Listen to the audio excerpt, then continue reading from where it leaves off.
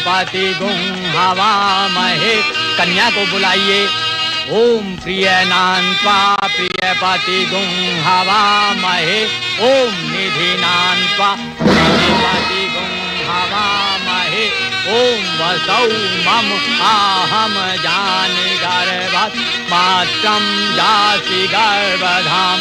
ओम मंगलम भगवान विष्णु मंगलम। ये क्या मामा, तुम तो कह रहे थे जिससे तुम्हारी शादी होने जा रही है वो बड़ी उम्र की विधवा है, लेकिन ये लड़की तो। शादी मुझे करनी है भांजे, मैं किसी विधवा से करूं या कुमारी कन्या से, तुझे उससे क्या लेना देना। बाराती बनकर आया है, बाप बनने की कोशिश मत कर। तुम इस लड़की के बाप की उम्र के हो मामा, ऐसा पाप मत करो। पाप पुण्य मुझे मत समझा भांजे, मुझे मालूम था कि तू आएगा तो कोई ना कोई नया बखेड़ा जरूर खड़ा करेगा, इसलिए मैं भी पूरी तैयारी के साथ आया हूँ। मुनीम जी। जी सरकार। मेरी तलवार लाओ। ये लीजिए। इसे ऐसी वैसी तलवार मत समझना भांजे, ये कलयुगी तलवार है। इसके बाप ने मुझसे 30,000 रुपए उधार लिए थे, मूल और सूद मिलाकर अब पूरे 50,000 हो गए हैं। ये कोर्ट की तलवार है, कानून भी इसके बाप को नहीं बचा सकता। ये क्यों नहीं कहते मामा कि तुम शादी करने नहीं बल्कि खरीदारी करने आए हो? बड़ा तरस आ रहा है इस लौंडिया पे। खरीदारी भी फोकट में नहीं होती भांजे, 50,000 रुपए लगा रखे हैं, पूरे 50,000। अच्छा, ये पूरे 50,000 पकड़ अपनी बोटी और बिना दुम हिलाए भाग जाए यहाँ से। अगर दोबारा कभी भी यहाँ नजर आया ना तो याद रखना, आया तू घोड़े पे चढ़ के मगर जाएगा तू अर्थी पे लेट के, समझा? अरे मामा मेरा मुंह क्या देख रहा है, चल भाग यहाँ से।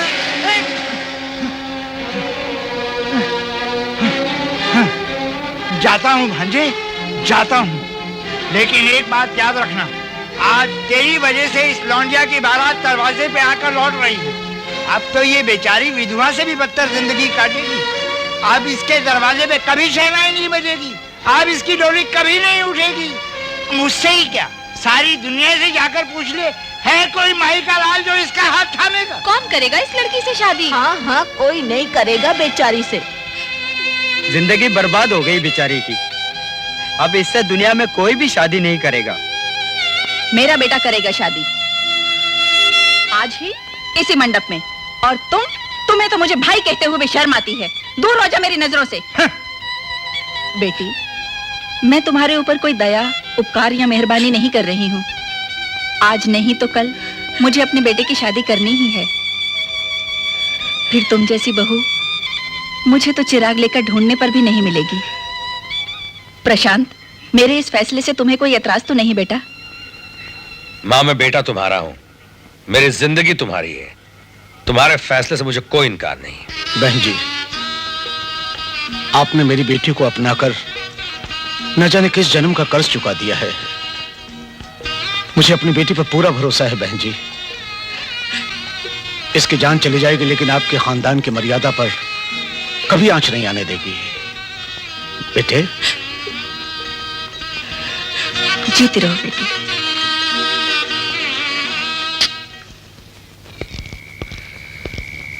जिंदगी भी कैसे कैसे खेल खिलाती है दोस्त। गया था बाराती बनकर और लौट आया खुद अपनी शादी करके। जानकर बड़ी खुशी हुई। और अपनी तकदीर तो देखिए, शादी करने गए थे और बाराती भी ना बन सके। तुम मेरी शादी में शरीक नहीं हुए, मुझे बड़ा दुख हुआ। खैर, जितनी गुमनामी से मेरी शादी हुई उतने ही धूम धड़ाके के साथ रिसेप्शन करने का हमने फैसला किया है। और तुम्हें अपना वादा याद होगा, रिसेप्शन में गाना गाना होगा तुम्हें। प्रशांत बाबू, इन दिनों मैंने गाना बिल्कुल बंद कर दिया है। शाबाश मजनू, हमने तुमसे पहले ही कहा था कि इश्क के चक्कर में मत पड़ो, दिल टूट जाएगा और मजनू बन जाओगे। खैर, मेरी पार्टी कल अटेंड कर लो, उसके बाद मैं वादा करता हूं कि तुम्हारी शादी की तैयारी में जुट जाऊंगा। अब शायद जिंदगी में मैं गाना नहीं गा पाऊंगा। देखो, तुम्हारी खुशी में मेरी खुशी है। नहीं गाना चाहते हो तो मत गाना, लेकिन कल मेरी शादी की पार्टी में जरूर आना। अच्छा प्रशांत बाबू, दर्जा तो छोटे भाई का दिया आपने मुझे, पर बड़े भाई का हक जताना भूल गए। क्या मतलब? अरे एक बार डांट के तो कहा होता, हक से तो बुलाया होता। तो ठीक है, हक से ही कह रहा हूं। कल तुम मेरी पार्टी में जरूर आओगे और जिंदगी का सबसे बेहतरीन गाना सुनाओगे।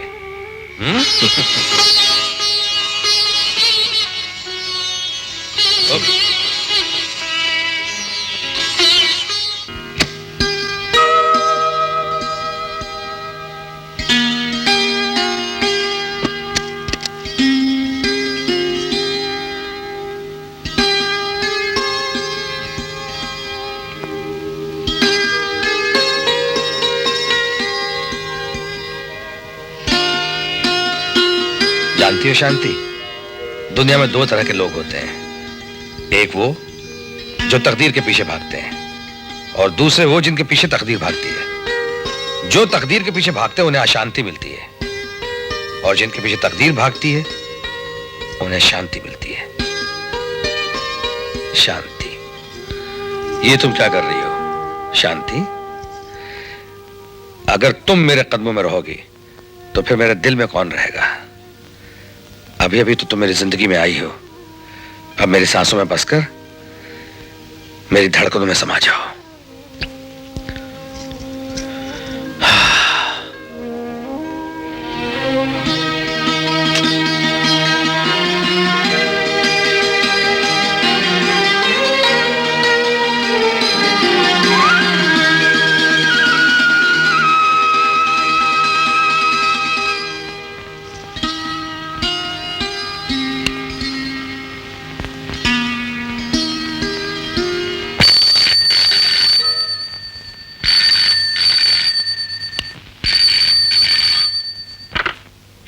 हेलो जी, मैं नागराज बोल रहा हूँ जी।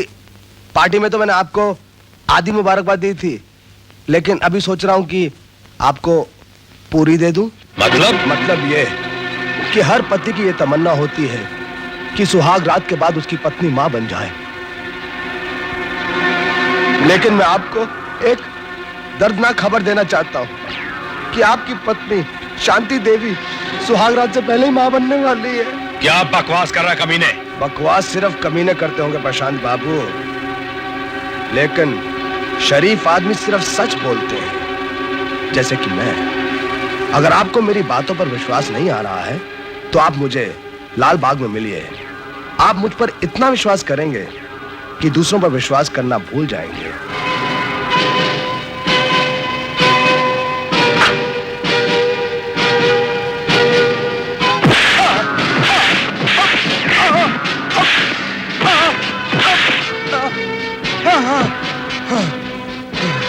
आप मुझे कितना भी मान लीजिए, लेकिन सच यही है कि आपकी धर्म पत्नी शांति देवी एक बदचलन लड़की है।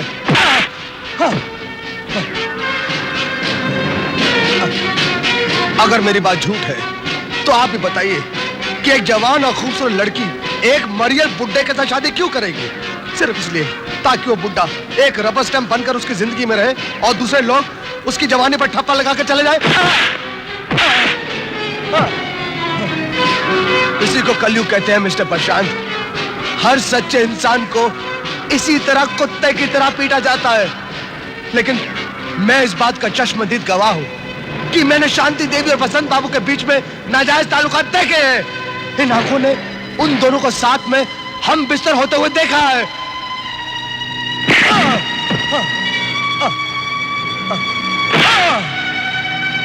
मारो, मारो।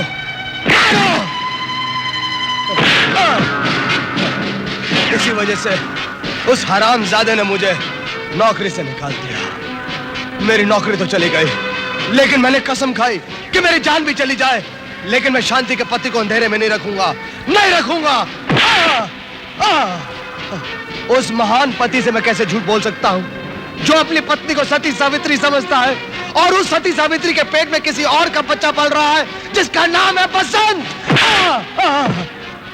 नहीं!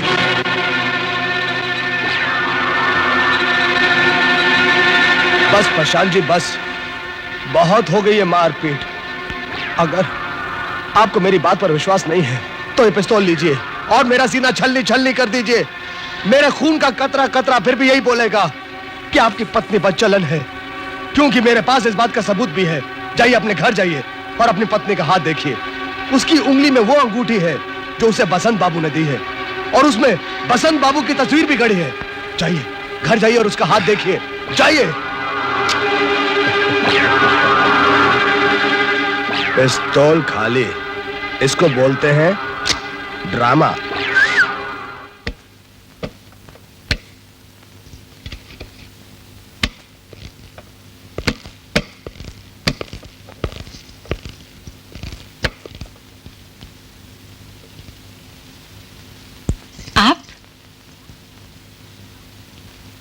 आप कब आए? मैं रात भर आपका इंतजार करती रही।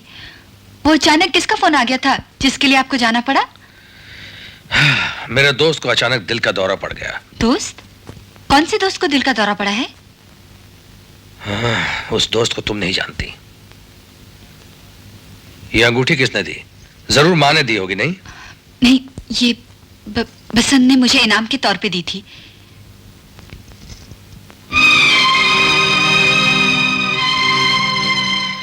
बड़े लोग किसी बड़े काम का ही इतना बड़ा इनाम देते हैं। जी हाँ, मैंने उन्हीं के बोल दोहराए थे।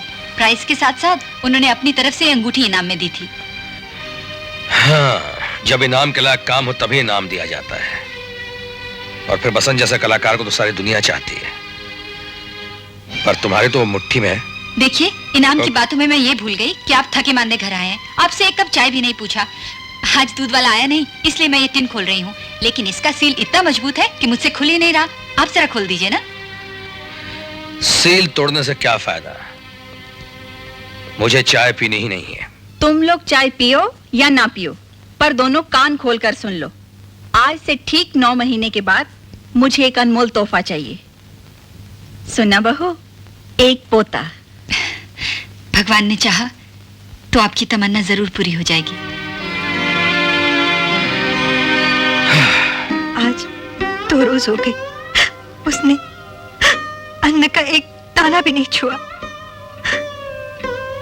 जिसे मैंने बचपन से पाला, उसकी ये हालत उससे नहीं देखी जाती। जाओ माँ, उसे तुम खुद अपने हाथों से खाना खिला देना। कहीं ऐसा ना हो।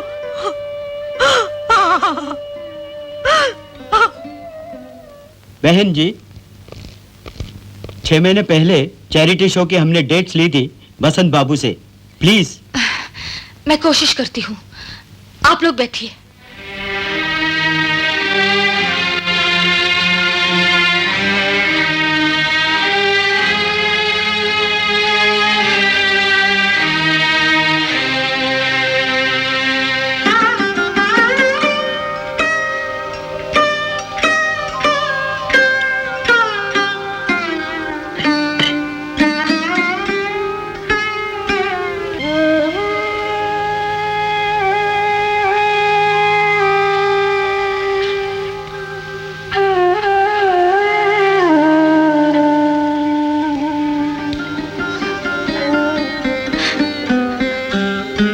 लो बसंत, घूट घूट के अपने आप को मार रहे हो।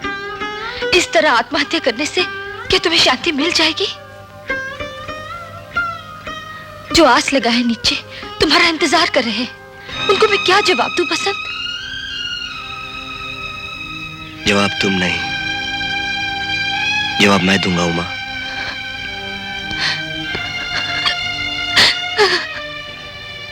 जब जिंदगी में कोई सुर ही नहीं है तो सांस बजाने का फायदा क्या है? बसंत की जिंदगी की बहार है, उससे छीन ली गई है। जानती हो, ये नरम बिस्तर मुझे कांटों की तरह चुभता है। 2 पल के लिए भी चैन की नींद नहीं सो पाया मैं। चारों तरफ मुझे शांति शांति शांति नजर आती है। मैं कोई गाना नहीं गाऊंगा, कोई फंक्शन अटेंड नहीं करूंगा, किसी भी स्टेज पर नहीं नाचूंगा मैं। सुन लिया आप लोगों ने? बसंत थक गया। उसकी जिंदगी उससे रूठ गई है। उसका गीत संगीत सब कुछ खत्म हो गया। अब बसंत एक जिंदा लाश बनकर जी रहा है। जाइए आप सब लोग, और उस दिन लौटिएगा जब इस लाश को कंधा देने की जरूरत पड़ेगी। जाइए आप लोग। मैं शांति से जी नहीं पाया तो क्या, मुझे शांति से मरने तो दो। मरने दो मुझे, मरने दो मुझे, मरने दो मुझे। बसंत,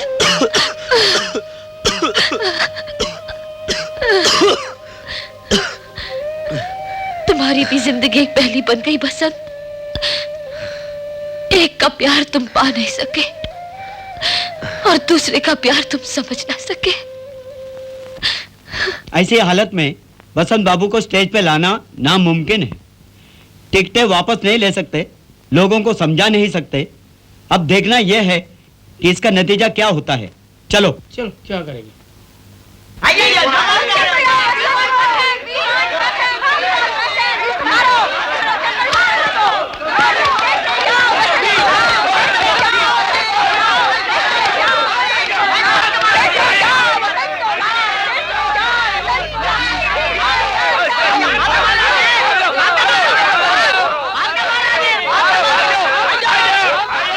बसंत का गाने से इनकार, थिएटर में आग लगा दी गई।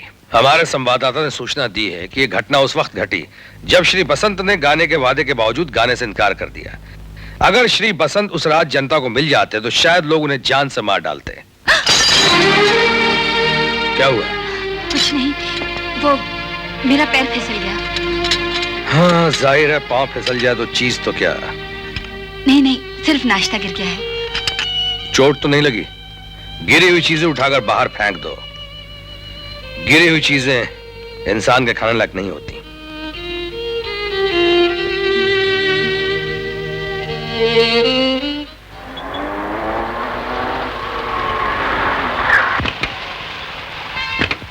नमस्ते। आज तुम लोगों की छुट्टी, तुम लोग घर जाओ। अच्छा। अरे माँ, आज मैंने सबकी छुट्टी कर दी। क्या हुआ? ये सवाल मुझसे मत पूछो, खुद से पूछो। पहले तो घर देर सवेर आ जाता था, शादी के बाद वो भी बंद कर दिया। अब घर आता है, शक्ल दिखाता है, आंखें चुराता है, मुंह छुपा लेता है और फिर यहाँ आके बैठ जाता है। बेचारी बहू को देखो, घर की चार दीवारी में बैठे बैठे पत्थर की बनती जा रही है। तुम्हें अपनी फिक्र नहीं है तो कम से कम उसकी फिक्र तो करो। अब जाओ, ड्रेस चेंज करके बहू को पिक्चर दिखा लो। जाओ जाओ भी।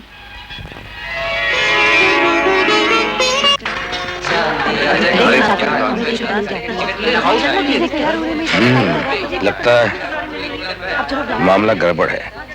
तुम यहीं ठहरो, मैं टिकट का इंतजाम करके आता हूँ। 10 का 20, 10 का 20, 10 का 20, 10 का 20। टिकट कमाल है, होने वाला है, पैसा 10 का 20, 10 का 20।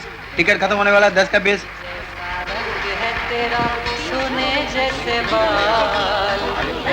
शांति,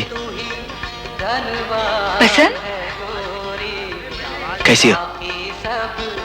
मैं तो ठीक हूँ, लेकिन तुमने अपना ये क्या हाल बना रखा है? मेरा हाल मत पूछो, मैं ठीक हूँ। अपनी सुनाओ, तुम यहाँ के शो देखने आई हो? हाँ। प्रशांत बाबू कहाँ है? वो अंदर टिकट का इंतजाम करने गए हैं। यहाँ तो हाउसफुल है। मैं तो यूं ही उमा की जिद से चला आया और उमा की तबीयत खराब हो गई। एक काम क्यों नहीं करती, ये टिकटें तुम रख लो। नहीं बसंत। देखो, तुम इनकार करोगी तो मुझे दुख होगा। रख लो। नहीं बसंत, नहीं। अरे रख लो। Thank you.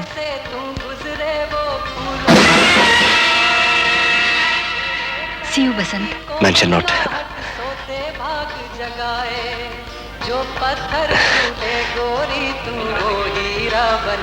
चलो माँ, बाद में अभी नहीं प्लीज। नहीं अभी नहीं, प्लीज नहीं, हाथ जोड़ता हूँ।